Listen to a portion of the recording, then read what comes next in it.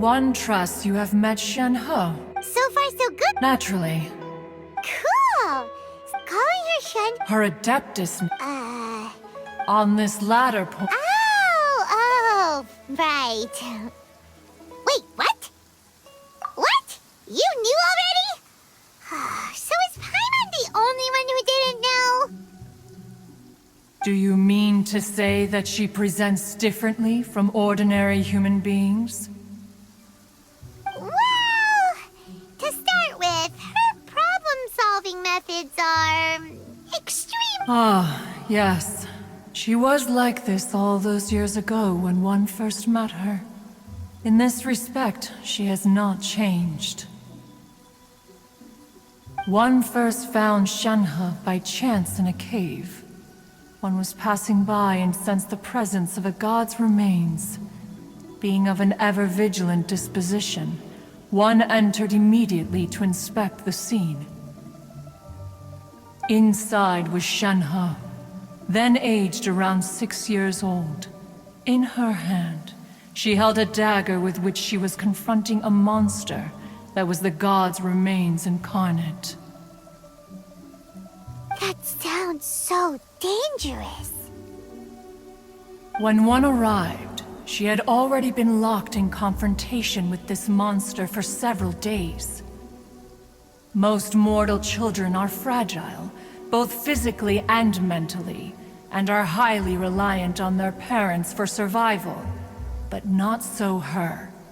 That she was able to endure such terrible danger was due not only to her strong willpower, but also to the bloodlust and homicidal instinct with which she was born.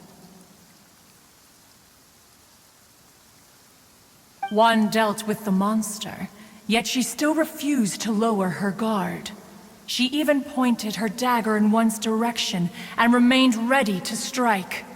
Only after she was satisfied that one had no intention to cause her harm did she finally relent.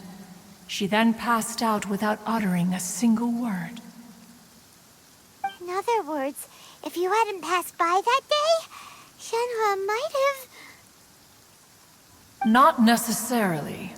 Upon one's arrival, one could sense that the god's wrath was gradually receding. Even had the stalemate continued, one suspects that Shenhe may have still emerged the victor of the confrontation. That's still so dangerous, though. Why was a tiny little kid battling against the wrath of a god in the first place?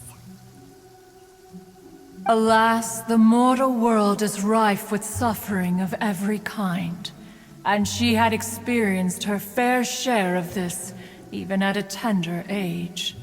Seeing that she was homeless, one decided to adopt her. Indeed, it is one to whom she refers.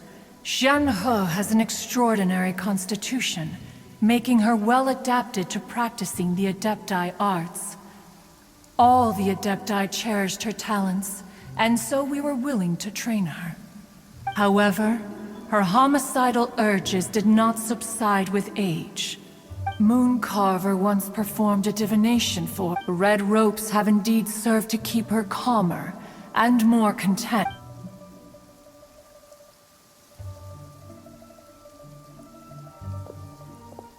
It is only by fate that people's paths may cross.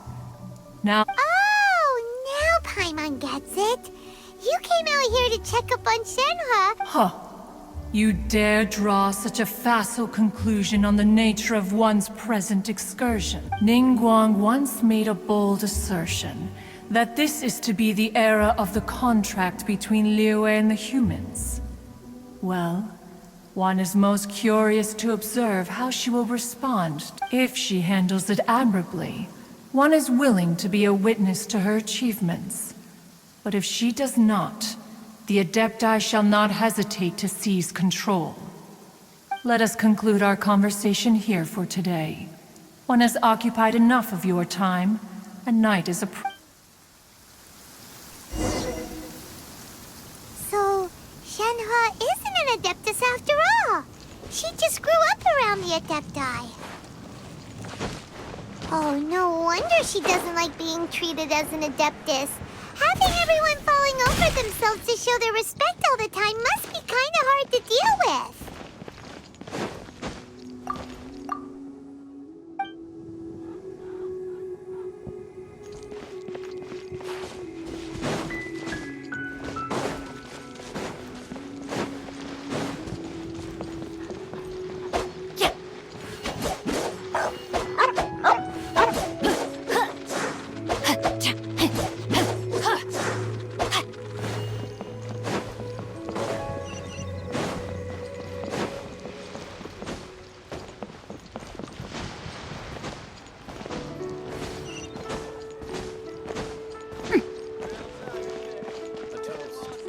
Our success.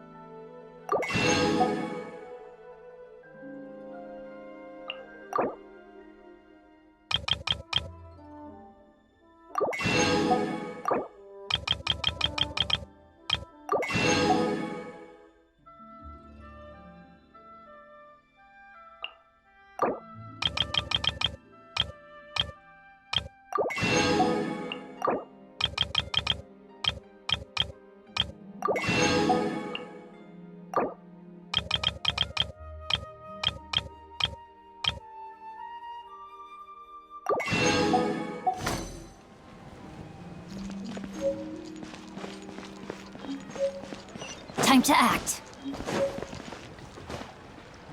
Should I save this money or invest it?